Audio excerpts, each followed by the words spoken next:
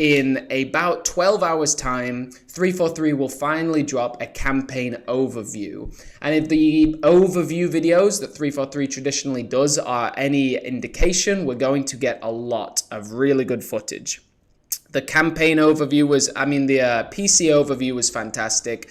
The multiplayer overview was very good. Even the pro settings for Halo Infinite they're going to show, but I definitely think they're going to go in depth on the story, on the gameplay mechanics, on the open world aspect, on the enemies of the game, and I've got some really good expectations. So, I'm joined by HaloCollector, Kevin Hurd. He is he doesn't like to admit this, but I like to flaunt it that he has the largest Halo collection in the world. It is absolutely outrageous. I cannot wait to see it one day. And he is our Halo toy expert for sure, but he also knows a lot about the last 20 years of Halo. How are you doing today, Kevin? I am doing great. It's very good to see you here. The Gaming Brick says, plot twist. Kevin isn't here, Simon is hallucinating. Oh, fever dream of a nightmare. Yeah, hashtag fever dream of a nightmare. That's a good one.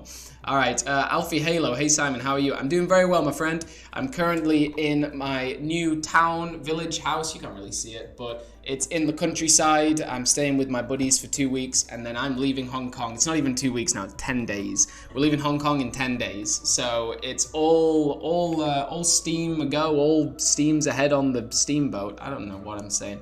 It's, I think that's the saying, isn't it? All steams ahead. All steam ahead? But, yeah. Because you gotta...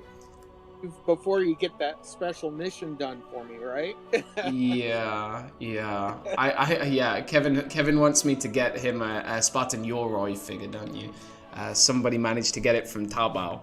So I'm going to be on the hunt for that later. I've actually got a Taobao order that I'm picking up tomorrow, including about 40 old blind bags. All different kinds of blind bags, 40 of them. So...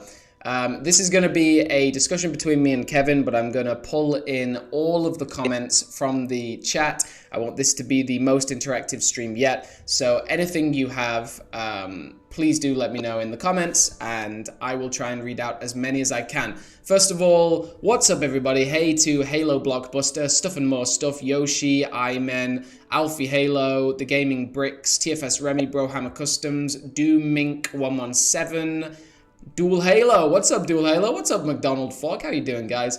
Chunky Chief, and all the rest of you. So, yeah, and welcome to our new Twitch follower, Doommink117 and Explicit. So, we're going to start with what we've seen so far. We've been graced with some campaign footage. It's been all over the place, really. It started with what they have always claimed is the intro to the game, the first cutscene of the game, where Brohammer finds the Chief floating through space. That was from E3 2018? 2019? How long ago is that now? It might have been... I just come back from Vietnam when that trailer dropped, and that's a statement. It was a couple of years ago, and... What's that? It's been a while. It's been a while, sir. It's been a while. And then we got graced with... It must have been 3 years ago, because 2 years ago we got graced with the first Halo Infinite campaign footage. Oh, no, that was last year. I need to get my years in order. No, 2 years ago we got the Chief floating through space. 3 years ago was the initial teaser, wasn't it? And then last year was the first gameplay footage we got, and then shortly after they said the game was going to be delayed. Because it was good. I will always defend that campaign footage. I thought it was exceptional. Looked like a lot of fun. The sandbox looked incredible. But yeah, there was a lot missing. Graphical wise, Craig was not looking too hot. He needed a beard. School starts from me right when this trailer's going to drop. R.I.P. me. Oh no. What's that, Kevin? It was still fun. I mean, seeing that Warthog pull up out around the wrecked ship. Yeah. Yeah, definitely. Some people like the animations, like I just saw on the screen then when the Phantom flew past and it sort of like janky, like moved its strict course of movement. I know there were some people complaining about that campaign footage, but I thought it was really exceptional. I'm not going to school tomorrow. I'm going to be able to catch the campaign trailer. Hell yeah, Coward Nerd Dispatchio. That's cool. They put the Master Chief in the soda. Yes, they have done that a lot now. Many different sodas. Who got the Chief soda? I'm going to get it once I go to America. I don't think I'll drink it, but I would like to get it anyway. I think they need to show an updated Eshram. Again, lots of people don't even know how his name or how to pronounce it. Yeah, I don't know how to pronounce it. No, not at all. Or that he's the current main villain. No, people don't know that at all. And that's one of our things we've got to discuss today, the enemies, because there have been very little showcases of really the things we're up against in this game. We know it's the Banished, but aside from that, like, I definitely don't think Atriox will show up in the game, but maybe in some DLC 10 years down the line, they're definitely not going to kill off, their main new villain so quickly. All right, so what we've seen so far, we saw that gameplay trailer, and then what was the I should really have the notes written down, but what was the event where we saw the latest footage? We saw the multiplayer reveal, and then we also saw a little bit of a campaign teaser. What event was that? That was Gamescom. It was Gamescom, yeah. Well, I was trying to think of the name then, and all I could think of was GameStop. But yeah. The UK version of E3. Yeah, exactly. So, Gamescom. And I basically went away from that, and I felt like we didn't really see the campaign at all. We saw the weapon, the new Cortana. But aside from that, there was nothing really there. It was just Chief. It looked gorgeous. It was obviously there to showcase the technical improvements from the year before. But aside from that, it was nothing. It was just some flashy images. And the weapon was a really good thing to be teased, but I went away from that event like, really? You haven't shown off any more campaign footage? Come on, like, and it gets to the point now, what are we like 47 days away from launch or something? We're less than 50, and we ain't got nothing. We got no campaign footage. Well, it's crazy, isn't it? Because last year they made it very clear that the footage shown was just a demo. And then they didn't even show anything at Gamescom. So it is crazy. And I got a message from one of my good buddies, Jonathan Carroll, the other day saying, Simon, I'm really worried about the Halo Infinite campaign because we haven't seen anything. And I was like, yeah, I'm genuinely concerned. Like, the closer to release, the more you're just, especially a game that's already been delayed by a year, the more towards release you get, the more just concerned you are that something's wrong, right? Yep, definitely. So what we've seen so far is not a great deal. But what we can start talking about now, and what I want to open up to the chat, is our top hopes for the game, our top hopes for the campaign. What do we really hope is there? And while some people drop some messages in the chat, I'll read some things people have already been saying. Time to release. Simon sucks at pronouncing Ecrium Part 2. Achrayum, Echorchoyum, Ashayar, Asharum. That sounds a little... It's Asharum, my friends. I wonder if Mega makes Halo Infinite. When does it launch, and will you stream it? So it launches December 8th, and I will be streaming it quite literally every single day. Every single day from December 8th, I will be streaming this game, 100%. I wonder if there's a demo. They're saying prepare to fight. I don't know. I think there might be another flight, but I don't think there's going to be like a campaign demo or anything, because a demo would just be a flight. I think flights are just an example of like where the technology's moved, right, Kevin? Like, flights are just the new demo. No, they're actually testing stuff. They're looking at server loads and timing and how are hooking up, and they are getting very good information from that stuff. Good. Yeah, good. Halo, there's an account called Halo Infinite, and he says, calling in sick, cough, cough. Yeah. Yeah, I don't need to call in sick. I quit my job, so yeah. Halo Infinite is my job. Halo is a pretty cool guy. He kills aliens and doesn't afraid of anything. You got that right, Frosty. Oh my gosh. Hey, INX Warrior 199. How you doing today, buddy? Hi, if you are in the USA, I'm going to make a USA Avery. Oh my goodness. Yes. Yes. Oh my goodness. If there's a UK, Hong Kong, and USA Avery, that is so badass. I think a campaign demo would be risky because of data miners. Yeah, it's already been a little risky. Some data mining has gone on like crazy. Simon, I finally stopped at a Target in South Dakota and they had mystery bags and I found the Wasp. I only had 3 bags though because I'm saving for a Lego set. Well, that's pretty cool. You got the Wasp. I'm looking forward to getting that myself. Okay. So in terms of like proper, like top hopes for the campaign, Kevin, what are your top hopes for the campaign? I really hope the Sentinels get involved. Sentinels. Yeah, so I love the Banished, but you know how I'm a Forerunner fan. Yes. Yes. Yes. Yeah, anytime Kevin is in any of our chats, we have many different group chats together on Facebook, and he's always pushing the Forerunners and the Sentinels in Infinite. And it's really something we've always agreed on since I saw the very first footage from Halo Infinite. I was very concerned when that footage dropped last year because when it dropped on their YouTube channel, the description of that video said, the Master Chief is about to face his most ruthless foe yet.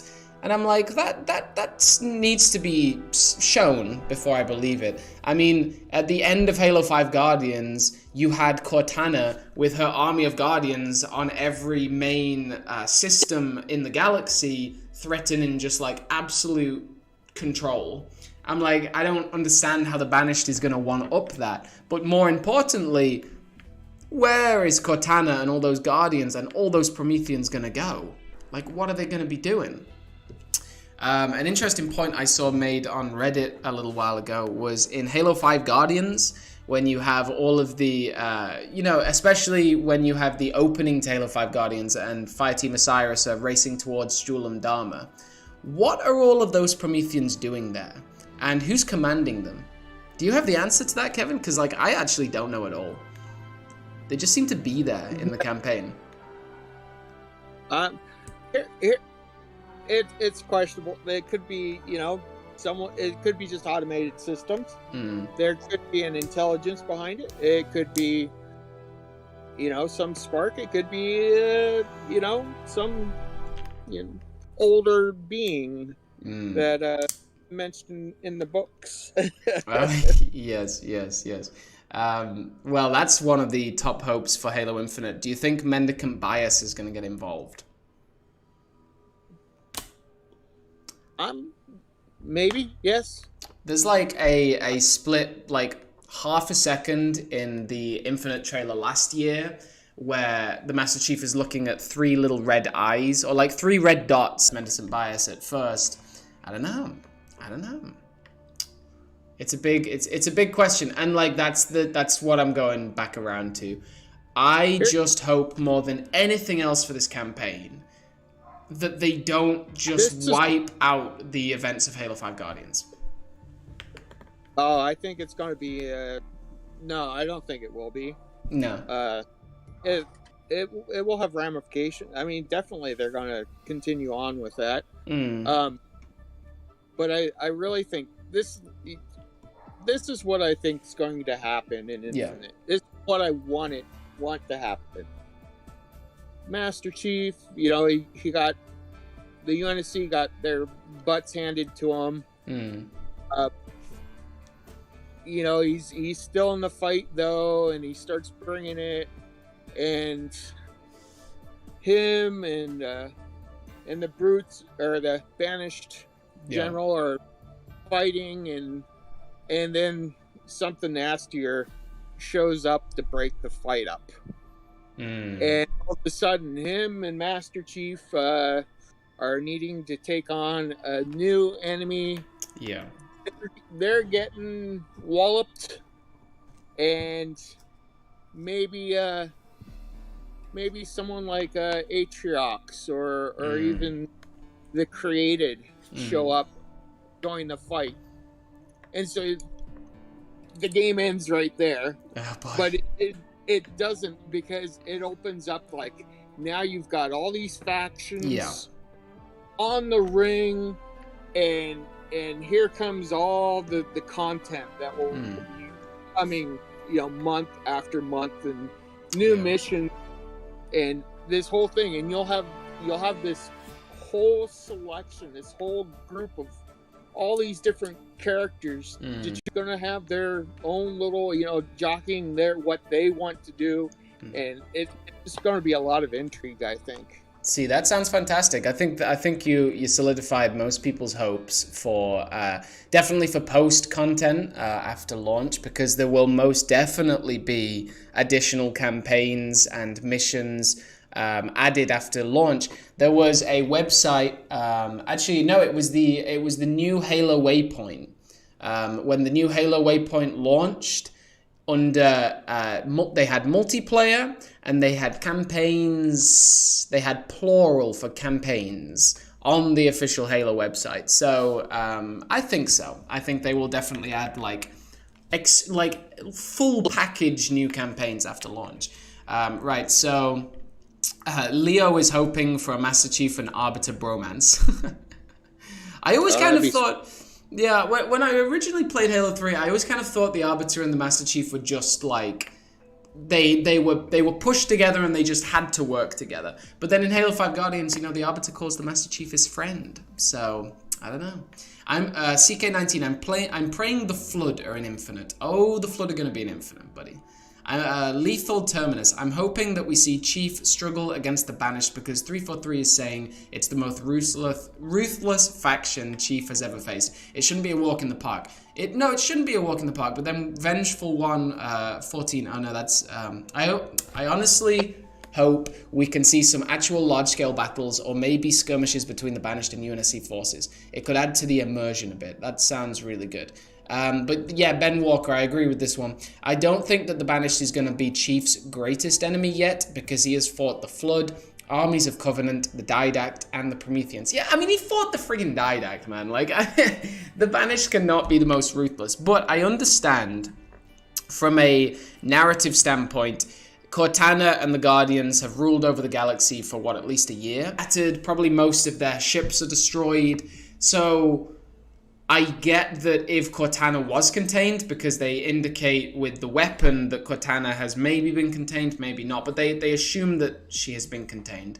If that's the case, then you imagine that that will have all ended, and then the UNSC are pretty defenseless for when the Banished just fully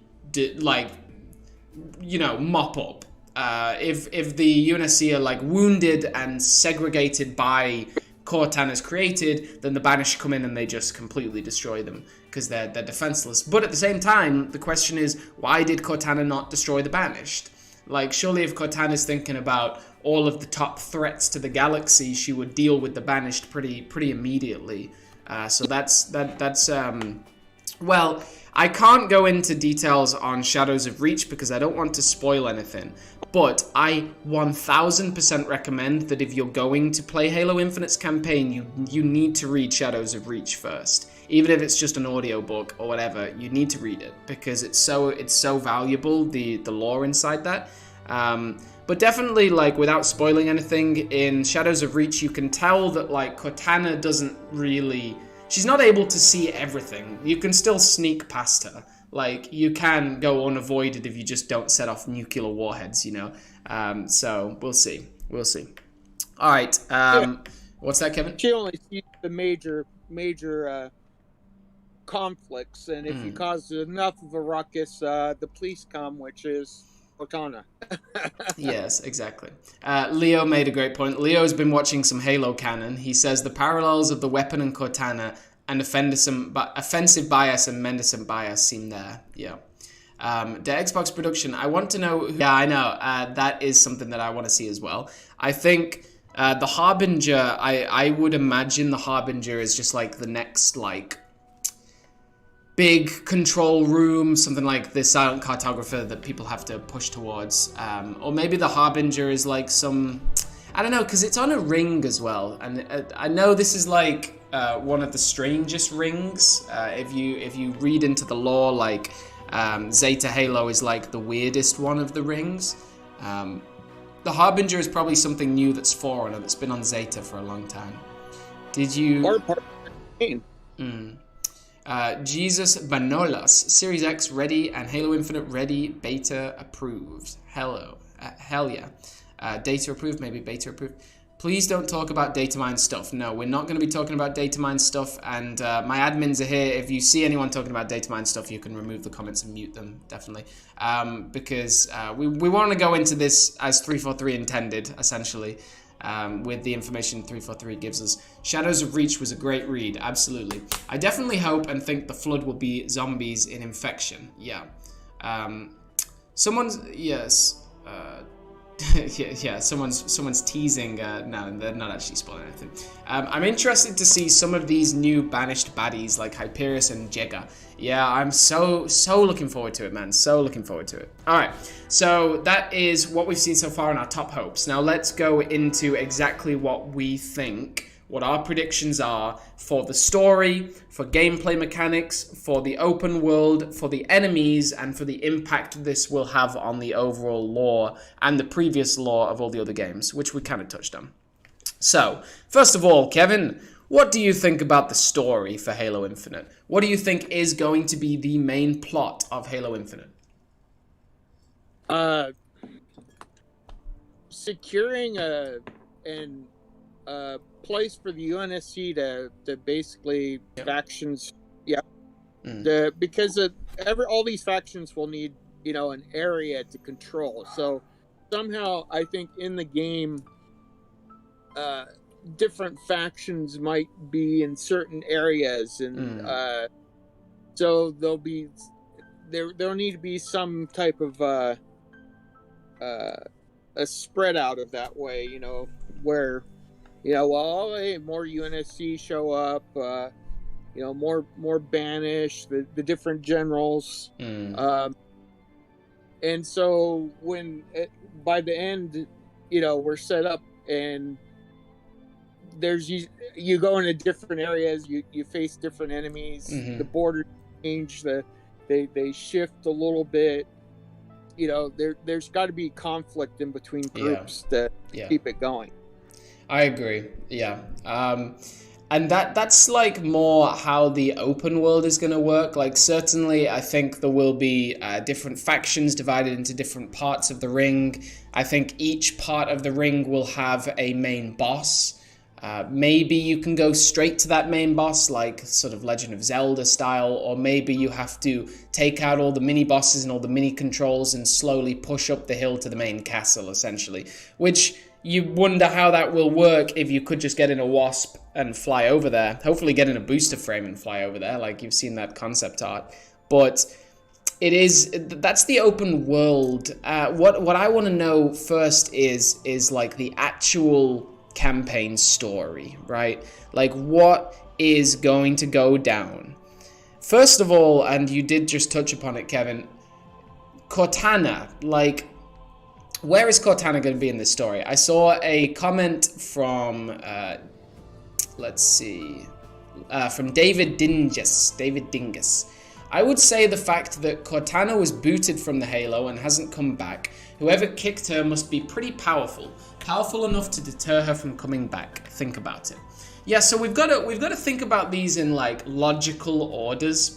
First of all, the legendary ending to Halo 5 Guardians showed Cortana finding a Halo ring. It's probably Zeta Halo. I don't see why it would be another one. So we've got Cortana finds Zeta Halo, right? Then, if Cortana still has control of the Guardians, there's no way the Banished and the UNSC could fight over Zeta Halo and still land on the surface. Cortana could intercept the Banished and the UNSC with a Guardian and wipe out both of their fleets. But still, in some way during that conflict, Cortana would have to lose control of the Guardians. Because still, after that, the UNSC and the Banished are both on Zeta Halo. Either Cortana has never found Zeta Halo because it's like far off in the other end of the galaxy, or she's found it And then the Banished and the UNSC have come, which means Cortana will have had to retreat or be defeated or something. So one of the main things is what's happened to Cortana. The only indication we have is during the Gamescom campaign tease, where they say that Cortana was successfully retrieved, but then they don't know who retrieved or where she is. So maybe she's played a bluff. Maybe the UNSC have thought to have retrieved her from Zeta Halo, and she's actually escaped, and now the Banished have come. There's a lot of different cogs here. I mean, we know that the UNSC's main objective is to track down Cortana. That's at least, like, you know that from reading the blurb of Shadows of Reach. You don't need a spoiler there. We know that the UNSC is trying to contact Cortana and lock her down. So if they're trying to do that, then did they follow her to Zeta Halo? Did they lock her down? And then just when they thought they were safe, did the Banished just invade full force and wipe them out? What do you think, Kevin? I'm actually thinking that Cortana is not on this Halo. Okay. I think she could actually show up because of the big battle that ended up with Master Chief in outer space. That flare up in the sky saying, "Hey, Cortana, here's two factions fighting it out, and it just happened to be on a Halo." Yeah. And I get that, but then where do we go from there? Because Cortana would arrive, and then she would have total control over the ring. You wouldn't be able to fight on the ring. You wouldn't be able to have a base. She'd just see it from satellite. Because that's where the Flood comes in, and who already have control of the ring. Yeah, hell, what if Cortana, what if that was the order? The UNSC and the Banished face off on Zeta Halo, they blow each other up, then Cortana comes in and says, "Oh hey, look at all this, I guess I missed this fight," and then Cortana is just about to start destroying some of the UNSC and Banished forces that remain as she discovers the Flood, and then she has to go and deal with that, and then it's just like a big back and forth. But you think if the Cortana discovered the Flood, she'd just activate one of the rings on a minor scale, right? Because, like, that's the other thing. I don't think... Surely Cortana still can't activate a ring on her own, right? She still needs a human fingerprint. Possibly. The question is it takes a lot to move a Halo. And the Halos are set up, in such a way that the effects of each of them connect and cover the galaxy. Yes. So a Halo that's set up to affect the galaxy might not be close enough to another Halo. Yes. To affect that Halo. Yes. To move a Halo through slipstream. Yeah. Lethal Terminus says, "I don't see how Cortana can be in full function or power, or at least somehow not be aware of the Zeta conflict." Exactly, yeah. It'd be difficult if the Guardians are always breathing down our necks. Yeah. And that does beg the question, right? So in Halo 1 to 3, can Cortana activate the ring without the Chief? She just needs the index, or does she still need the Chief to press the panel? I think she still needs Chief to press the panel. Or she can just do it. Because then... Yeah, and then on the Ark, the Prophet of Truth needs Johnson or Miranda Keyes' handprint. But maybe that's because he doesn't have the index. I'm not actually sure how that works. UNSC versus Banished versus Created versus Flood. It sounds awesome. I hope that's the case. Yeah, absolutely. And that's the other thing. It's like, if Cortana's there, are the Prometheans there? We know the Sentinels are in the game. We know they're going to be a main enemy. There are Jazzware toys of the Sentinels, and we saw one pop up for like half a second in one of the 343 dev videos. So we know they're there. Maybe Cortana can't control Zeta Halo because Chief's Chief special gift the librarian gave him was the mantle of responsibility. Chief has the original DNA to control everything, reaching hard. Well, yeah, I know, because, the librarian gave Chief a DNA code that made him immune to the composer, but it could have done other things as well. Vengeful 114. If you think about it, the Guardians are most likely very limited in numbers, and so are the Prometheans. Yeah, so logically, they cannot be at Zeta Halo because they are busy locking down the galaxy. I agree with that, except it's Zeta Halo. I feel like Cortana would prioritize stationed forces at any of the still active rings above anything else. But I know that a lot of the rings, the point of the rings and the point of, after Halo 3, when the UNSC was rebuilding, they tasked massive forces, including the Infinity, to track down the remaining Halos because they didn't know where some of the Halos still were. I think they only knew where like 2 were. So I imagine that Zeta Halo has not been discovered at all up until this point. But I know that the Banished are also looking for the rings. If I was talking like the most basic plot that we predictability, the whole IP. If I was talking the most classic Halo story that would be like the spiritual reboot of Halo Combat Evolved, it would be that the UNSC and the Banished clash above Zeta Halo.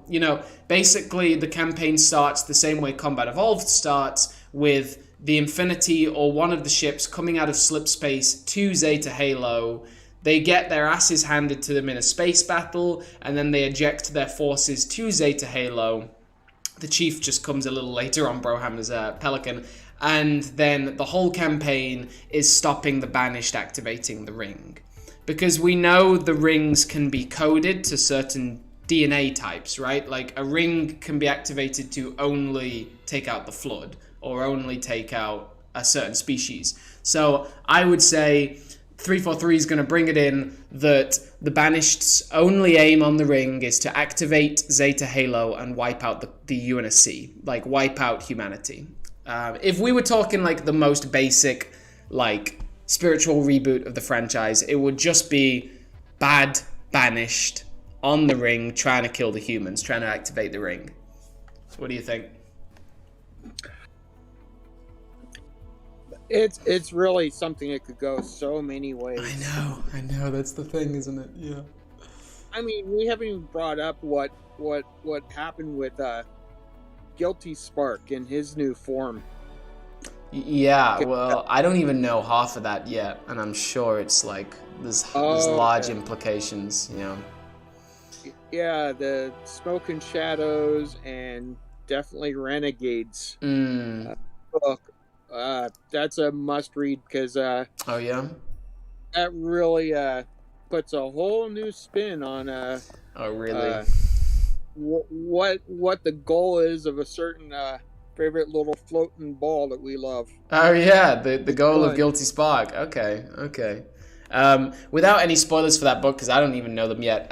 Guilty Spark 343 Guilty Spark is 100% still alive, and he's in a Promethean soldier's body. Going around the galaxy, off on some like Guardians of the Galaxy adventures. In 2 of the books, I'm not gonna have time to read the books before Infinite's launch, so I think I'm gonna have to like. Oh, but doesn't Tim, the voice of Guilty Spark, do an audio reading of the entire book? Is that a thing? No, I don't think he reads those particular books. Oh, I could have sworn he read one of them. Coward Nerd Dispatchio. Oh yeah, don't forget, most Forerunner AIs don't know where the other rings are to prevent the Flood from capturing and gaining knowledge. Oh yeah, smart. Dual Halo. Yeah, we need Dual Halo in the chat, man. Atriox said that his mission when taking the Halos was to deactivate them. Oh, really? That sounds a little wimpy. Dual Halo. On the map Fragmentation, during the second flight, we saw more than one Sentinel lying around the map. The golden and silver ones from Halo 2. Yeah, we absolutely did, and they were massive. You could see Sentinels on that map, yeah, just hanging around. Let's go further down. I never knew that the rings could kill certain species. I think I read it, but I don't know. Don't take my word for it. You gotta read Point of Light. Yeah, I really do need to read Point of Light. I'm thinking the Flood will return in a terrifying way. Yeah. Yeah, man. Oh, Clint Anderson, Actually, welcome. What's that? one of the Halo movies actually kind of goes in on that. Certain live action movie that What wants had Forward it. into Dawn? Nope. Had Oh, Halo Nightfall? yeah. Oh, yeah. Goes into detail on Because what? because the specific species attack. Oh, yeah. Yeah, Remember, Legolas, yeah. they said, "Well, remember what the elite did in the beginning of the movie? Mm. He set off a bomb in the city, and it affected certain people, and other people were not affected. Mm. Yeah. And so, I believe that was one of the main elements that Halo uses for its energy creation for the effect. Mm. Mm. And so, if they were to able to make this bomb that affected this city, then there's obviously factions working on getting that material and or Yes. that technology, and like you said, tuning it to people they don't like. Yeah, I get that. Yeah, Coward Nerd, I don't know why I always said Despacio. It's obviously Despacito. Yeah, I don't know why I said that. Yeah, the last book, Point of Light, has a lot of content in it that can answer some of those questions. That would be a real dream, wouldn't it? One of the things I always say about the campaign, Halo 4 got a bit better with it, but Halo 1 to 3, there's never really any action in the campaign cutscenes. It's more just like in between scenes, which there's some stuff, but not really. Okay. For example, like when Chief teleports onto High Charity and he just picks up the needle and is like, boo. But I would love to see him then kill half the guards, but no, you don't see any of that. All right, so the story. I honestly think 343 will play it safe. I think they will lock down Cortana before the game even starts. She'll probably break out. Like, there'll probably be some further reaching ratifications of it, but I think they're going to lock Cortana away at the start of the game so they can focus 100% on the Banished. And then you're going to see the Chief fighting his way through the ring to essentially stop the Banished from activating it and killing all the humans in the vicinity, in however many hundreds of thousands of kilometers. I think that's the safe play. I think that's what they're going to go with, that it's just stopping the Banished from activating the ring and killing the humans. Even if the Banished don't know what the ring actually does, even if they just think that it can target certain races or whatever, I think first and foremost we'll be stopping the Banished from activating the ring, because that's like the classic return to form, and I think 343 will play it like that. I think Cortana will come in later on. I've seen a lot of comments in the chat about seasons and when we'll get new campaigns every season. I definitely don't think we'll get new campaigns every season. We might get like small missions on smaller sections of the ring, but then I think maybe we'll get like a full new campaign every year or every 2 years, because they said it is a 10-year game. Like, they're definitely looking to just implement all of that like slow drip feed that these live service games have, and I don't have any problem with that, as long as the base campaign is like at least like, when I'm thinking open world, I want my campaign to be like 60-70 hours. But then again, I do a lot of just wasting time in open world. Like in Breath of the Wild, it took me 3 years to finish the campaign or something, because I just like messing around on the open world. All right. Yeah. That's our story. Do you have any more points to say about that, Kevin? Prometheans?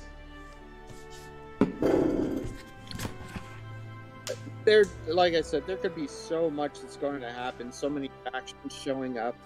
I think it's going to be a real a blender of events. Yeah, a blender of events. Wow. It's just so many things could just rip apart other other things, and that hey, we're going this way, and all of a sudden, whoop, someone shows up. Yeah, I agree. It definitely could just like be swung in different directions every season. I think it's almost guaranteed that the Flood are in the campaign. I don't know if they're going to be in the campaign immediately, but they will be in the campaign. Especially this is a 10-year game, so the Flood will return in the campaign. Awakening the Nightmare in Halo Wars 2, of course, sealed the deal, but then also just the sheer, like, audience feedback and need for the Flood. I definitely think it'll happen. Okay, so that's our story. Any more comments I want to read out before we move on?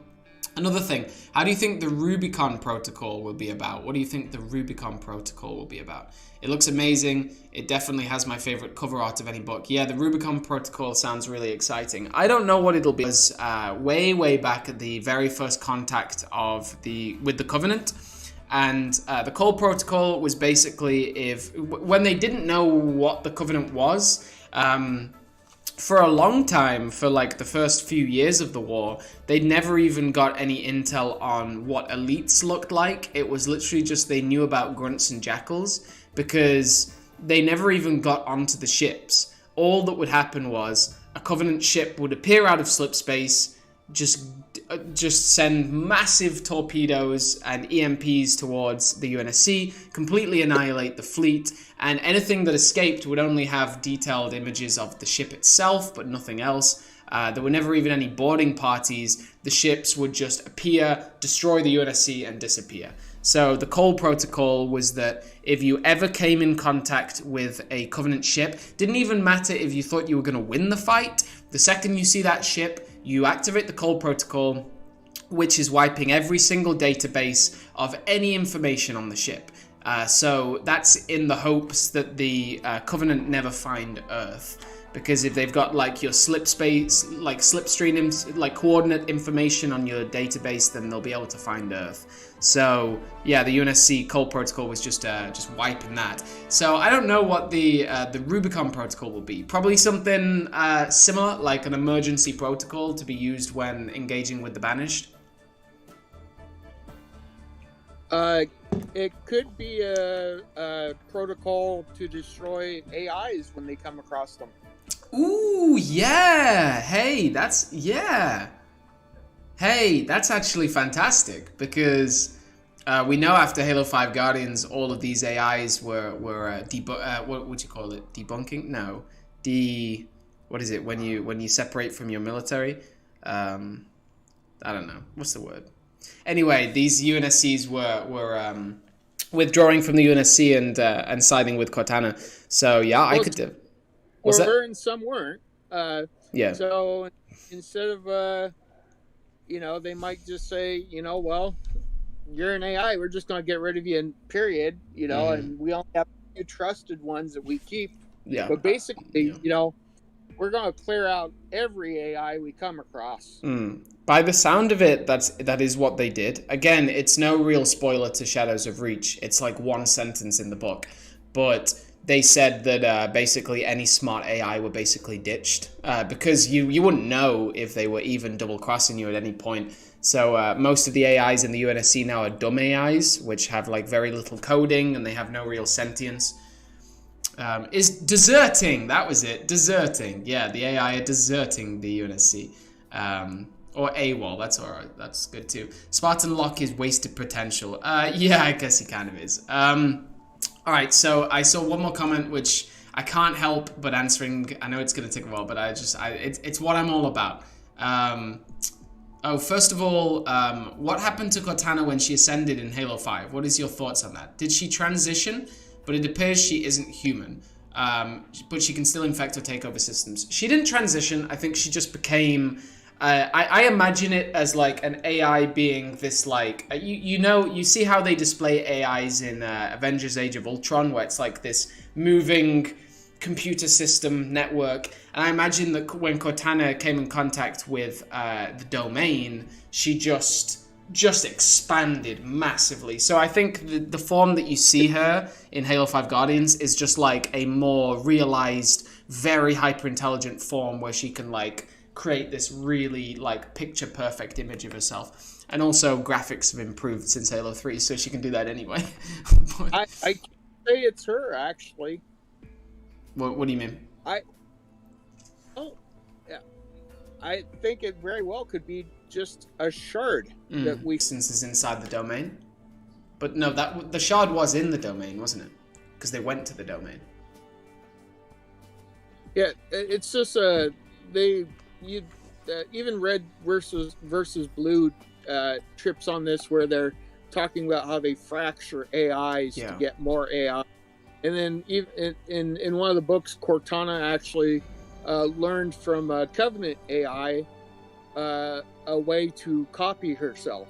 Yes. And the AI that was actually talking to Chief when at the point he said the nuke was set, or right after the nuke was set off, was like, she was like, "Oh, I'm already gone. It's most of me is," and so there we could be very well fighting or finding different personalities of Cortana around, and the Halo 5 one was simply one of the more ruthless ones. Yeah, I get that. And we also saw, of course, in Halo 4, she was able to split herself to access different terminals, and then eventually to take out the Didact. She made many different versions of herself. Very interesting point, yeah. And the last one, there's so many coming through, they're all good. Cortana is Vision. Yeah, maybe she is. The pug sound effects sealed the deal for the Flood. Yeah, it really did. Okay, so Shatter Gacha says, "Hey Domain, how do you think Halo Infinite ties in from Halo 5 Guardians?" That is really what we've been discussing, and that's really what I just want to rehash as much as possible. Like, I am just very concerned that they just ditch the ramifications of Halo 5. Like, they pretty much don't touch on the Prometheans for a while. The Prometheans might be added in a further season as a faction, but I don't think they'll really be on the ring. I think they'll just be different Sentinel forms. So I think they're going to ditch the Foreigners, or the Prometheans. I think they're going to ditch Fireteam Osiris completely. I think Blue Team might be back now. I originally didn't think Blue Team was going to be in the game, but now they've got such a presence in Mega Constructs and Jazzware that I think it's probably fair to say. Fred was just announced in Jazzware, wasn't he? So, and yeah, I think that Fireteam Osiris will be ditched. I think that basically the whole threat of the Cortana situation will be ditched. I think the Guardians will be ditched. So I just hope 343 respects their own work enough to keep a lot of these ideas in. Welcome to Silent Shadow Halo. You didn't miss so much. We're still just continuing the conversation. We've been talking about what we've seen so far in terms of Halo campaign footage, our top hopes for the story, and now we're going to go into the gameplay mechanics, our top hopes for the gameplay mechanics. So if you have any top hopes for what you want to see the gameplay, it kind of ties into what you want to see in the open world as well, then leave them down below. I'll read out as many as possible. One more from Gaming Bricks. That's exactly what happened. Cortana split herself to defeat the Didact. One of them escaped to the Domain. Don't think she watched any Mega Constructs videos, but she had her ramp and secured. Yo, the Domain has all the information in the galaxy. She'll have watched some Mega Constructs videos, bro. That's it's gonna have happened. I just really hope the Domain is I hope the Domain is a key part of Halo Infinite, because that's all going to come back to me, you know? People are going to be Googling my channel if the Domain is a big plot point in Halo Infinite. All right. Kevin, do you have anything to start off with your hopes for either the gameplay mechanics or the open world? There's a lot I really hope that's in it. I would love or read in the books and seen in the legends and stuff, Yeah. is how the flood can take over vehicles and such. I'm thinking, well, if the flood can take over a starship, why can't they take over a tank? They certainly can. And then what if Sentinels were kind of the same way? You know, like, oh, hey, we're damaged. We need more power or source or material, and you could have things where like vehicles are getting stolen by these other factions. You know, That being would be cool. Flood, you know. Yeah, I really want to see the UNSC, like, we're talking about bases. I think a lot of people talk about bases in Halo Infinite. When you look at the campaign, certainly it's the only part we've seen is the Chief and Brohammer crash on Zeta Halo, and they have to take out the banished AA gun, and there's clearly 3 of them. So that I really hope that's a very, very, very, very small section of what you've got to do. We also see there's a very small, like 10-second snippet that Joseph Staten narrates when they're talking about the campaign. Before we switch to all of the Chief floating through space and the weapon stuff, we can see that like 5 or 10 second pan up shot of Zeta Halo, and then the Pelican flies past. In that shot, when you zoom in, you can see Marines stripped of their armor, tied up in banished camps. And you can also see a load of Marine helmets on spikes. And that's just short of a UNSC base that's in full operation. So what I hope more than anything is the small pinned down UNSC base, very small.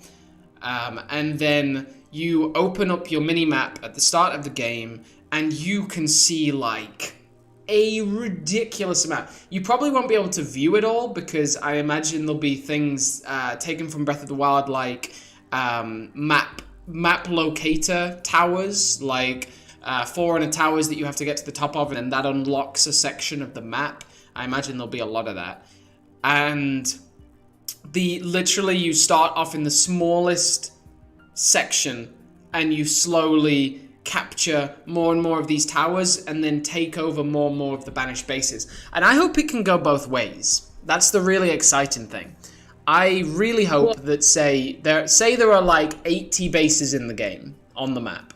You can say you've taken over 70 of them, and you've even taken over banished bases, and now they're filled with UNSC forces, and UNSC have started to put down sandbags, and like it clearly looks like a UNSC stronghold now. But then you get a notification as you're driving the Warthog that one of the bases you captured a week ago is being invaded by the banished right now, and then you've got to hightail it back over there. I hope it's like really interactive like that, really fluid. What do you think?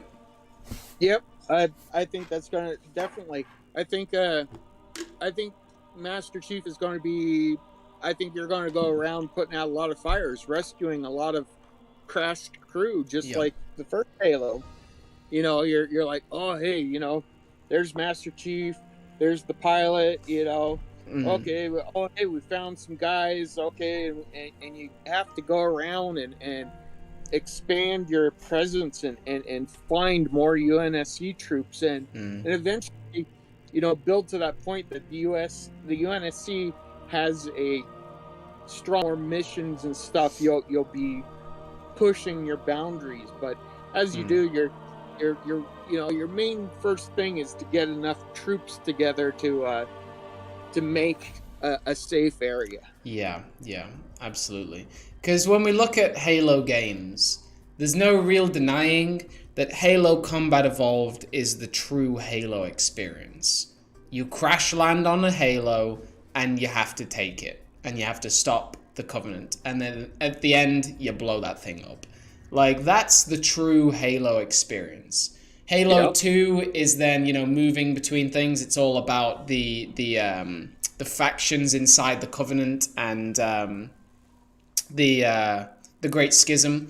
So that's its whole thing. And then Halo 3 is going to between Earth and the Ark. And then, you know, Halo 3 ODST is its own thing. Halo Reach is its own thing. Halo 4 is... it touches on I do like that you at least see a Halo ring in Halo 4. I did like that. But the Halo 4 is all focused on Requiem. And then Halo 5 is this big mess between all different places. But Halo Combat Evolved is the true Halo experience. You arrive on a Halo, you stop the Halo from being activated. That is the true Halo experience. And you have the Sentinels, the Flood, the Covenant. So, in terms of this game, I think because a lot of Bungie devs are still on this game that were back in the day, and Joseph Staten is now on this game. I imagine that like Bungie will have been very proud of Halo Combat Evolved. They will have loved the game they put out, but I still think there will have been so many limitations to that game, so many that we have no idea about. Like when the developers first started on that game, they would have wanted hostile wildlife, even though that's not in Zeta Halo, but whatever. They will have wanted hostile wildlife. They will have wanted full open world. They will have wanted you to be able to explore Alpha Base and bring UNSC back to it and stop invasions to it. Like, Alpha Base is also the great example. If you read Halo the Flood, which takes place during Halo Combat Evolved, Alpha Base is the main base of operations for the UNSC, and the Chief is barely there. Like, he comes and goes. They don't even know where he is for days on end. And Alpha Base is this beautiful story about a team of Marines, a lot of them named, so you really get attached to them, and they are defending Alpha Base against Covenant invasions on like a bi-daily basis. So that's a really interesting story. And if we can have an open world that has like 80 or so bases, and each of them can come under threat, and if you don't protect them, they will fall, and then the Banished can eventually take the whole ring. That would be so interesting. So interesting. So here's something that Bungie kind of always wanted, and I think hinting on what the Mega Blocks did, or Mega Constructs did with their build. Yeah. On the wall. And even Bungie themselves tried. I mean, they wanted it in CE and they wanted it in later games, and it was just always cut out. It just never made. Was water. What? You know, getting in boats, having water fights. So if we're introducing, you know, watercraft and that type of stuff, there might be a Covenant that we've never experienced. As water creatures, creature Covenant, ex-Covenant that are part of the Banished. That would be awesome, so, honestly. You know, that's a whole new element they've always kind of wanted to include in a Halo game and really haven't. And with this new revision of the engine, that, you know, new slip space technology, the new power of consoles, you know, I think they're going to try to do some watercraft. And that's when it goes back to what Mega Constructs did, was the alternate build for the Warthog was a boat. Yes, I know. I was going to say that. I think that is more just they had the pieces and they thought, oh, we can be like almost a little immersion breaking if you had an open world, but then the second the Chief stepped in water, he still just died. That would be a little bit weird. What's up, Lee Lottie? How are you doing today? Lee Lotley. And good to see Silent Shadow and Yoshi here. Woodsy says, I need to see the Arbiter versus Atriox. I don't think that's something you'll see, but I get it. Simon in Halo Infinite confirmed. Yes, the domain is in Halo Infinite, 100%. I just want blood back in Halo Infinite. In Halo 2, glowing blood on walls. Amazing. You got a good point there. Josh says, I kind of hope the mechanics are in between Halo 4 and 5 and the Bungie installations. I think they actually are. I think they really are. First of all, 343, and I think this is unanimous, they fixed Sprint. They really did. Sprint is just a fraction of the speed it used to be. And obviously, like, you've got an open world, you want to be able to sprint and use that grapple shot.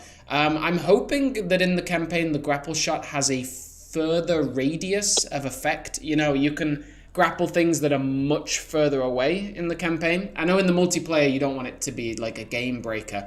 Like, you just grapple shot a wasp that's halfway across the map. But I hope that's the case in the campaign. Shatter Gacha says, the Mega Constructs Halo Heroes Series 15 Agent Lock kind of looks like Spartan Lock.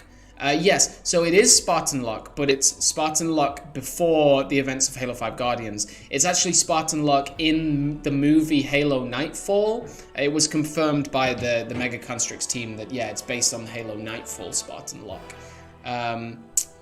Yoshi says, that all seems too good to be true. It probably does. It probably does. You've also got to think, like, I don't know. You see the games that are pumped out by, you know, Microsoft only backs a certain amount of games. Will not let this be anything short of, like, outstanding. I think that's also why it had to be delayed by a year. What are Microsoft's main IPs? Tomb Raider, Forza, Gears of War, and Halo. Are there any others? Any other big ones? And Doom. Yeah. Oh, they're buying studios left and right. I know. They got Bethesda now. I know. I could also see just a quick one. I definitely think that once Halo Infinite is in full steam, I definitely think we're gonna get a Doom guy coat of armor in like the fractures or like a non-canon armor that you can play as in the multiplayer. I definitely think we'll get Doom guy. Just like I think we're gonna have some Gears of War armor too. Yeah, I think we will get Gears of War. Yeah, I think we will. Camden Williams says, I want them to bring in the gory kills from Doom. Yeah, unfortunately they won't, but what, you know. Yoshi, yes, sprint is amazing. When I went back to Halo 4, I was shocked how fast it was. Yeah, true. I'll tell you this, if you want gore, play on the PC. Because I think you're going to be able to do a lot of things that people will mod stuff like that in. So you'll play a modded copy. You won't be able to play online with it, but you'll still be able to do. I think there's really going to be a huge amount of modding on the PC side. I'm hoping to play through Halo Infinite in VR within 6 months. Halo Infinite in VR. Oh, I'd be sick, man. I'd throw up. But people are doing that now. They're hacking, the games to be in VR, and I think people are just going to go and making something more than what it is. Yeah. The mods are going to be outrageous. Woodsy, I expect the Flood returning to be a legendary ending. I think it'll be in the main game. I think the Flood will be in the main campaign in some capacity, even if it's like the start of an outbreak. I think it'll be there. The Silent Shadow Halo. Hey Simon, what's your favorite Halo game? ODST, my boy. ODST. They introduced Firefight, and the soundtrack is the best. The mood, the lighting, everything. I love the Covenant in that game too. Okay, so we touched on the open world. We also, I think there'll definitely be fast travel options. I think that'll be a big deal. If we're talking about like things that are in other open worlds, I think there'll be fast travel between bases. I think there'll be map towers where you unlock sections of the map by accessing different towers scattered across the game. I think there will be an absurd amount of collectibles just hidden around the ring. I think there'll be so many. There'll be a lot of audio logs. There'll be a lot of terminals. I think terminals will definitely be a thing. What else? What else is in open world games traditionally that could also be there? Yeah, I think... What's that? The fast travel might be interesting because you might be, drop inserting. Like jumping out of a pelican or something. That would be outrageous, wouldn't it? Yeah, that would be outrageous. I hope there will be some kind of like Fortnite, like falling through the sky element to it. I'm not sure. But yeah, like the start of Halo 5 Guardians, like the first cutscene of Halo 5 Guardians, I think the problem with that cutscene, the alarming problem with that cutscene, was it set the expectations for the actual game too high. And I remember I played that cutscene. I was like, I'm ready to go. And then like I was just like on the ground chilling, just like walking around a gloomy area. I was like, oh, okay. You know? Like it was not the same as the cutscene. I hope Halo doesn't start collaborating with every company possible like Fortnite. No, I don't want every company possible. I'm okay with a couple of things. It would be cool to move parts of the ring. Ooh, a lot of side quests, hopefully, yeah. The hopefully should be like an enormous amount of side quests. I think there'll be intel side quests where you have to go and get different data from different places for the UNSC. I think there'll be definitely like base defending side quests. It'll be like a lot of open worlds where you're driving along and then you just hear something and like it's like 2 UNSC soldiers fighting 4 brutes and you've just got to kill the 4 brutes or let the soldiers die. There's a lot of that in things like Breath of the Wild. I think there will be smaller and large-scale banished camps. Probably you'll have to go to a section of the ring, take out a few of the banished camps to be able to access the boss battle in the main banished base. I think there'll be like flood containment missions. I think there'll be maybe even like flying and aerial combat missions. That would be amazing. Like if there were actual like dogfights, that was like an actual quest. Nice. All right. Yeah. What's that? They're not farming, or at least a whole bunch of it. That the everything is revealed, with some work, but not just hours and hours and hours of farming. That's something, maybe a few items that are really super farm, but I just I don't want too much farming in it. No, yeah. And by farming, you don't mean growing corn and maize, do you? You want a farm simulator? You want to be able to build, like, grow crops for the UNSC forces? That'd be nice. No, just farming points. Yeah. Mr. Cloud 2K, I hope there is co-op in the campaign where your friends can seamlessly drop. Campaign is delayed for 3 months. It'll come out roughly around February. But yeah, and that's the other thing. So we've actually got 2 different kinds of game to consider when we're thinking about what the campaign's going to look like. The first one is open world, like Breath of the Wild, Skyrim, Witcher, where that is more like you just walk around and you find hundreds of different side quests and collectibles and missions. The second consideration is Destiny 2. And there aren't that many games like Destiny 2. There are some good examples that are similar. But if you were talking about being a dev at Halo Infinite, if you are a Bungie developer that's been with Halo Infinite for 10, 20 years, and you saw some of your team branch off to form, or to continue Bungie and to form Destiny, there'll be a lot of that deep inside you that's like, oh man, they did a lot right. You know what I mean? Like, if you are a Bungie dev, or if you're an ex-Bungie dev, now 343 dev, and you see all the great work that they've done with Destiny, my point is that I think Destiny 2 might be a really large sort of contributor to what people want from Halo Infinite when they're developing the game, because it is an example of a great live service game. It's gone through a lot of mixed emotions, a lot of like teenage phases, but like it's come out on top, and it's got a very dedicated fan base. So have you played much Halo? Have you played much Destiny 2, Kevin? No, I haven't. No, I played a lot when it came out. The first couple of years I played a lot. And when I played it, the only thing I was thinking the whole time was, wow, this could be used in Infinite. Wow, this would be cool in Infinite. Wow, they could really do that. So definitely the first thing about Destiny 2 is you start with, it actually starts in a very similar way to Halo Infinite might.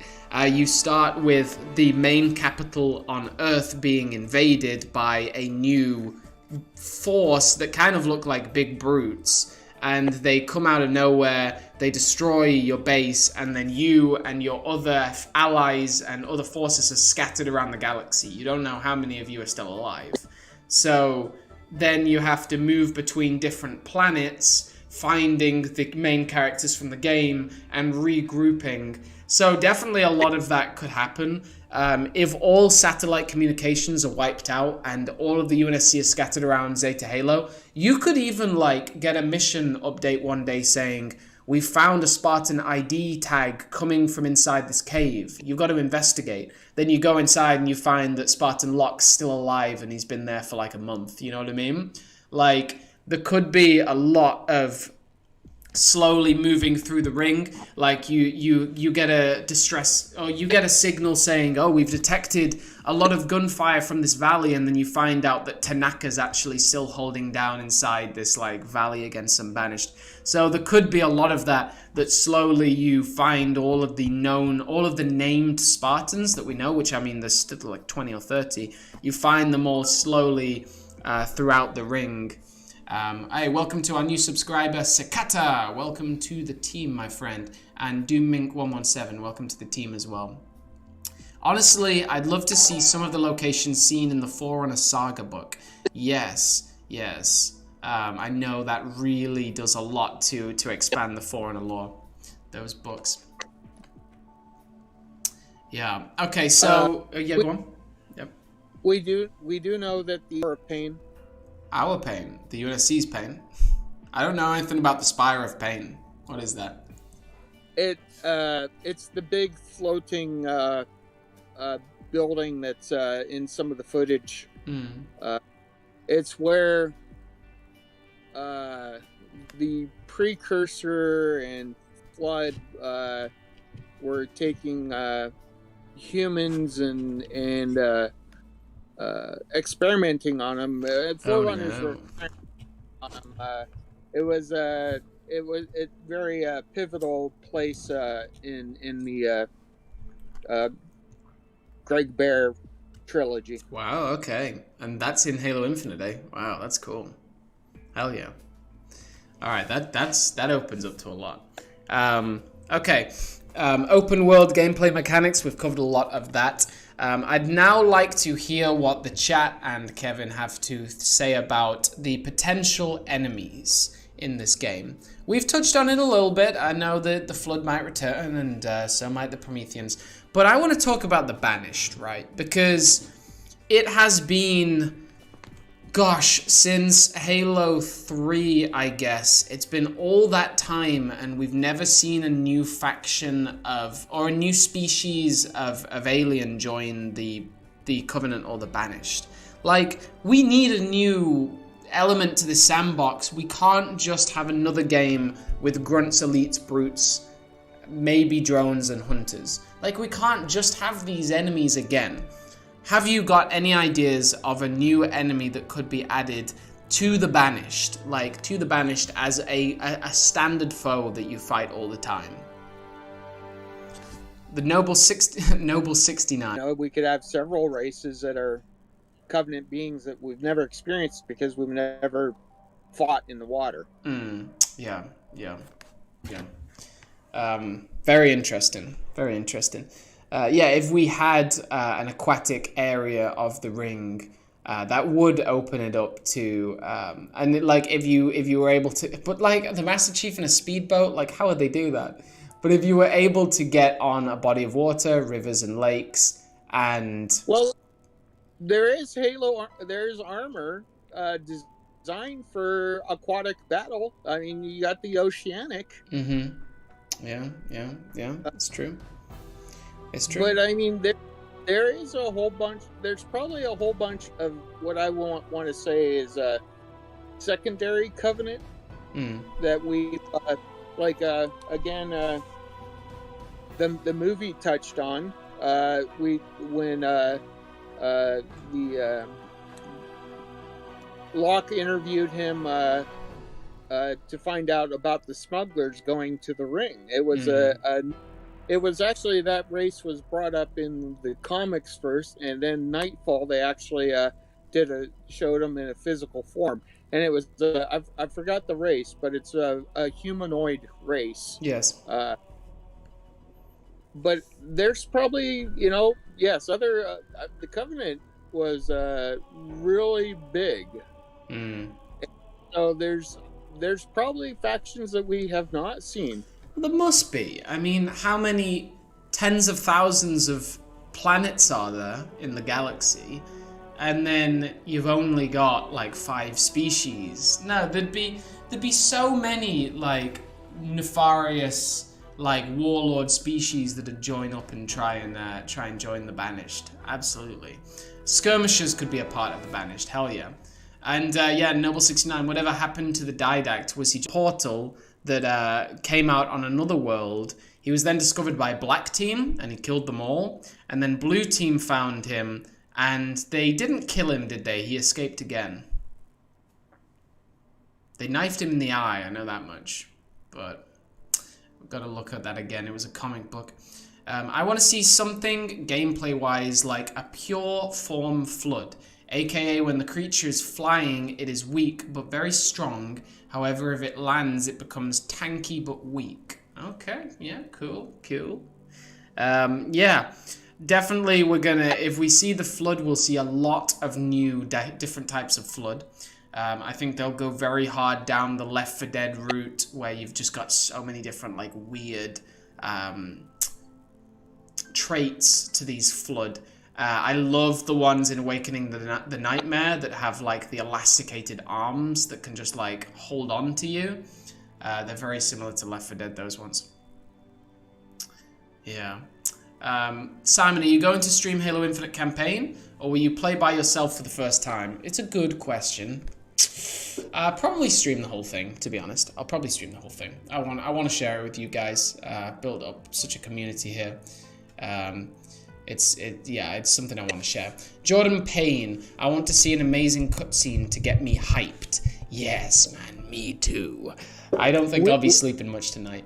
What's that, Kevin? We did see a new flood creature in Halo Raven, the video game. Fireteam Raven? Yeah, Fireteam Raven.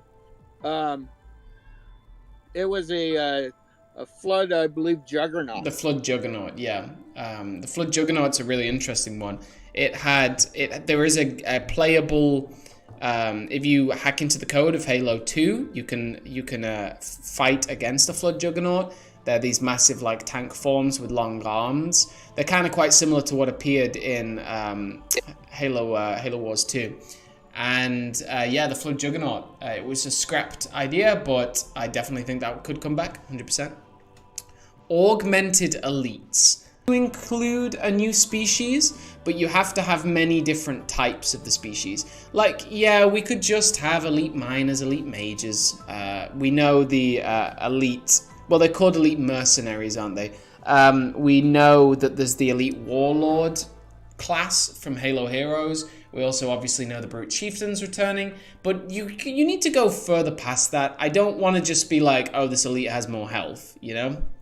Like, yeah, I want to see an augmented elite or like a brute in a mech suit. If we can fight breacher exosuits, like brutes in exosuits, that would be incredible. And the thing is, it's 343's in a difficult position because they're following this game straight after Halo Wars 2, and Halo Wars 2 had so many friggin' cool things. They had grunts riding on top of brutes. Like, we need some of that. What about human banished? Yeah, human defectors to the banished. Yeah.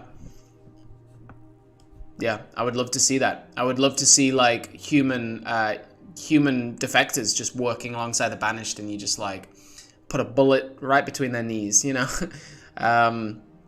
Definitely, there could be a lot of that.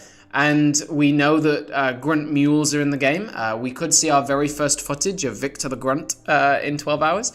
Yeah, things like the grunt pack mule. That's exactly what I want to see going forward. I would love to see jump pack grunts. I would love to see elite rangers returning. I would love to see yeah, I mean, we know we're going to see Jagger. So if we see like Silent Shadow elites that are way more like, we can see a lot of that. That's amazing. We know Jackal Snipers are returning, which is a great thing. I really want Halo Infinite Legendary to be as difficult as Halo 2's Jackal Snipers. I want that back 100%. All those haters on Jackal Snipers Halo 2, you're just not trying hard enough, you know? Like, I like that challenge.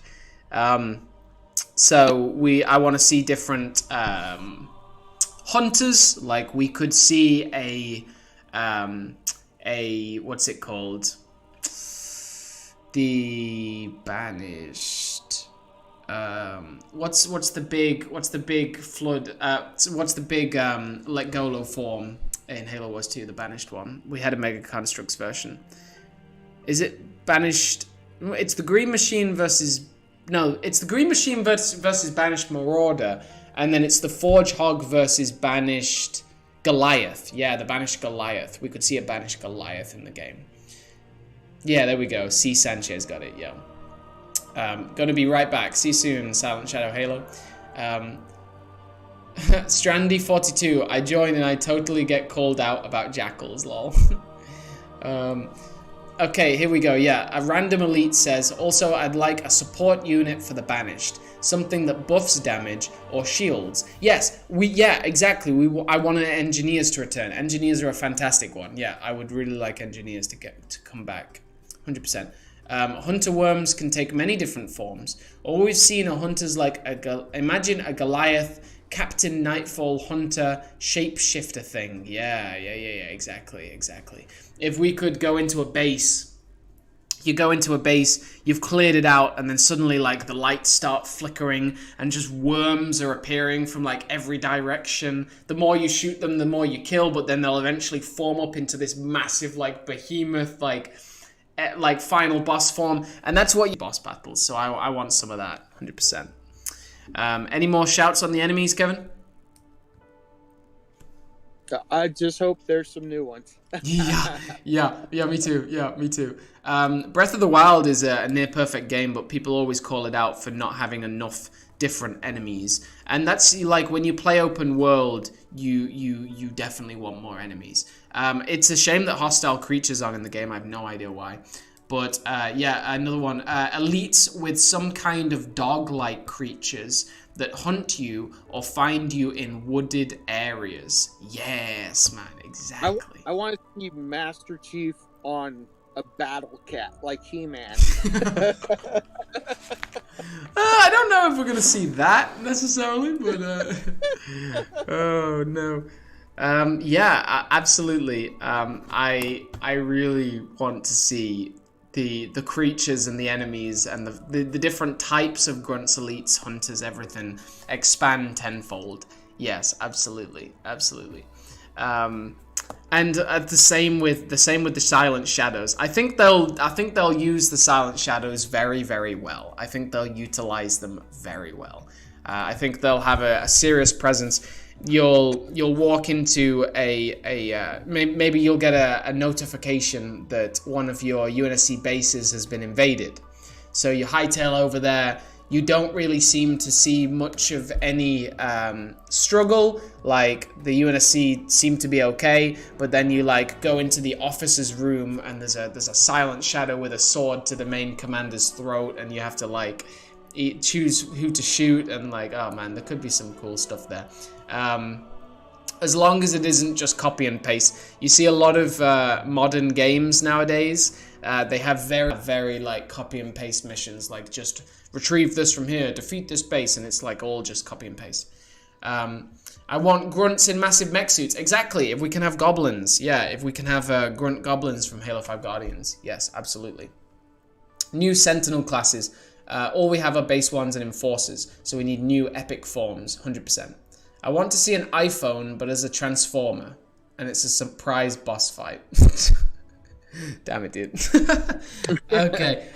So the last point we have for today, we've covered what we've seen so far, our top hopes for the story, campaign, gameplay mechanics, open world, enemies. The last thing for today, I think, is the impact that this game will have on future lore? Like, where do we think we'll be at the end of this game? When we've finished the campaign, I know it'll lead into future campaigns, but what do you think? What do you think the state of the universe will be after this whole conflict? Do you think at the end of Halo Infinite's run, even if it is 10 years' time, we'll finish the fight and we'll destroy the Banished for good? What do you think? I think there's so much that could happen. Yes. There's so many ways to say how it's going to end. It's like trying to put your thumb on water. It's just, it's going to stream by. It's just it's going to be random. It's yes. I think it'll all be very, very well planned and interconnected. Yeah. One of the disappointments I think for a lot of people was when we started Halo 4. The fight wasn't finished. You know what I mean? Like, I get it, and the Covenant was kind of defeated, but then I know in Halo 4 the main enemy was the Storm Covenant, but then the Storm Covenant kind of like became the Covenant again. Like towards the end of Halo 5, the Arbiter was referencing the end of the Covenant, like the Storm Covenant and the original Covenant were the same thing. So I do want a satisfying conclusion to this story, even if we're talking 10 years' time. I don't even know where we're going to be in 10 years, my God. But yeah, like I want it to be a story that has an ending. I think the end of this game, the final stage of this game will be the final boss fight with Atriox in like the most unbelievably like epic way. Even if it's like, again, like 5 years time, whatever. I think the final boss fight will be against Atriox, and after that, we'll be done with the game. I do think so, yeah. But I think Atriox will show up. I even think we might have minor boss fights with Atriox that ends in a cutscene of him escaping, but I don't think we'll have the final boss fight for a long time. Hello, TheDomain. What's up, summoned being? How you doing today? Craig Easter egg. There'll definitely be a Craig Easter egg. There'll be like some big like Craig memorial room with memes inside. Or there'll be some big Craig Easter egg. I guarantee it. Frosty Ape says, "I'm gonna be mad if they add story." Well, there randomly is I think going off what Frosty Ape said. I'm afraid. At least for a vanilla campaign, that it will be too much for Halo Combat Evolved, aka we beat the Banished and blow up the ring. I hope there's new stuff like a truce with the Banished or an evil Oni. Oh, evil Oni. I always think Oni is just like, sort of like an extended universe thing, but I get what you're saying. Apart from, I guess, Halo 3 ODST has a lot of Oni in it. I guess Halo Reach does. So, there is that sort of idea that we're going to... finish the story, and then there's going to be a lot of DLC. I don't think that's a problem at all. I think, Kevin, you actually really like that idea, don't you? That the campaign is sort of drip-fed over time. Yeah, because I think it keeps it alive. Yeah. It keeps people coming back for more. Yeah, exactly. And you won't need to be just a multiplayer farming for points. There's going to be campaign that draws people back to it over and over. Yeah. In Halo 4, the story came to an absolute conclusion, obviously it left a lot of threads, but it was an absolute conclusion. You defeated the Banished, you stopped Requiem, and Cortana died. That was the ending. Then Spartan Ops brought in more. I know some people are mixed about Spartan Ops. I personally liked it a lot, but Spartan Ops brought in more slowly, and it was an extension of the campaign that wasn't necessary. Like, you didn't have to play it, and I'm sure a lot of people didn't, and they'll still be okay, but it was just like fun extras. So the question with Halo Infinite is the campaign itself going to be conclusive? And then is the DLC campaign going to be just like more fun add-ons, like extended universe stuff? Same with Halo Wars 2, really. you finished the game and you did more or less stop the Banished in a lot of ways, but then the DLC was then, okay, we need to continue mopping up the Banished and also the Flood. So you could have it the same where Halo Infinite, the campaign is 100% conclusive, but then the DLC is Flood outbreaks or rampant AI outbreaks, or like, I don't think any of the campaign, I don't think any of the DLC will really leave Zeta Halo. I think it'll all be focused on Zeta Halo, but I could be wrong. I hope they do Firefight with a lot of lore, and they can do more Firefight maps and extra lore later on down the road. Firefight, I think, yeah, go on. I don't think the Banished is big enough to be an ending. I mean, the Halo universe is so epic. Yeah. There's stuff that needs to happen universe-wide, and things like the Forerunners showing up, saying, "Oh, hey, what are you guys doing?" The Precursors showing up, even Ancient Humans showing up. Ancient Humans, damn. I think a lot of that, yeah, go on. Banished is they're a fun group to fight, but they're not, so far they're not epic universe threatening. No, I don't think so. And that's, no. Ending for Halo. That's an issue I've had from the beginning. Like, the Banished is not a big enough threat. They were actually pretty well contained from just the Spirit of Fire, which was half a team. So, yeah, I think the Spirit of Fire maybe got lucky a couple of times, but the Banished, and that's the thing, like, Halo Wars 2 set up Atriox fantastically, but they didn't really set up the Banished amazingly, because the Banished lost pretty much every engagement after. They did step up the Banished massively in Shadows of Reach. They are way more of a threat now, but they need to do a lot more. So we're going to have to see. We're going to have to see. The Infinite, starts out where the Banished supposedly, mopped up the UNSC.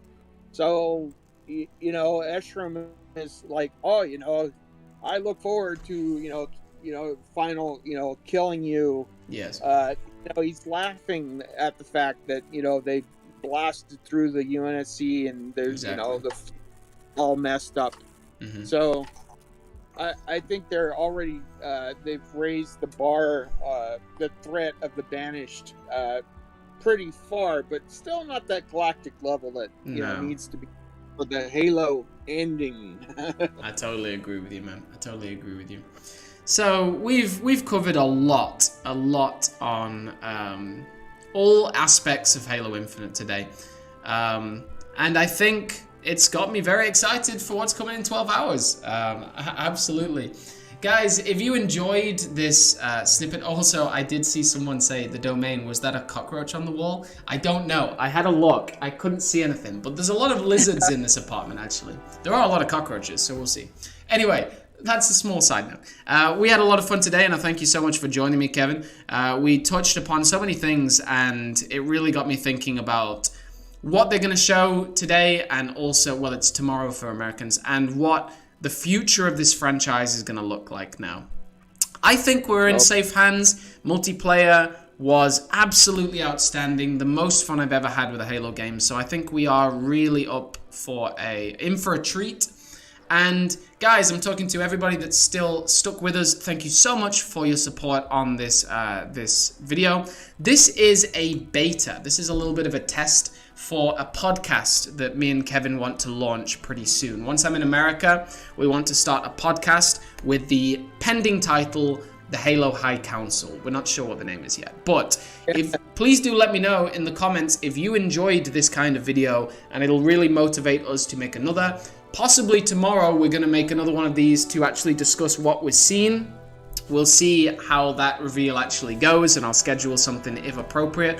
But yeah, let us know if you enjoyed this kind of content. We want to launch this into a full podcast once I'm in America, and we have so many topics, so much to discuss. I'm the Halo guy, and HaloCollector's Kevin Hurd. I mean, he's got the largest collection on the planet. Like, we're a pretty good team, I think. Hey, good to see you all, Block to Server. Good to see you here.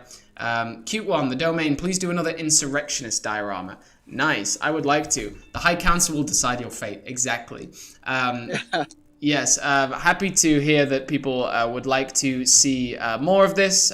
We would love to. And what's up, Heisenberger? $4.99. He just commented lizards. We have some really good lizards. The big one that comes and goes in this apartment is called Jimmy. He comes and goes. I've not seen him here today yet, though. And yeah, this is out in the countryside, so there's lizards and cockroaches everywhere. Can you make a silent shadow armor? Wow, that sounds cool. All right, so thank you so much, Kevin, for joining me. Maybe I'll see you in 24 hours' time when we have actual campaign footage to discuss. But we touched upon some really excellent things today. Yep. Thank you for having me on. Yeah, absolutely, man. It's been an absolute pleasure. And shout out to everybody who's stuck with us. Strandy42, Breezel with a portal gun, Cute One, Heisenberger, The Silent Shadow Halo, Yoshi, Brohammer Customs, El Blockdale Seba, Random Elite, and everybody else. Till tomorrow, guys. Thank you so much for tuning in. You stay awesome. You stay safe. The Domain and HaloCollector is signing off. See you next time. Goodbye.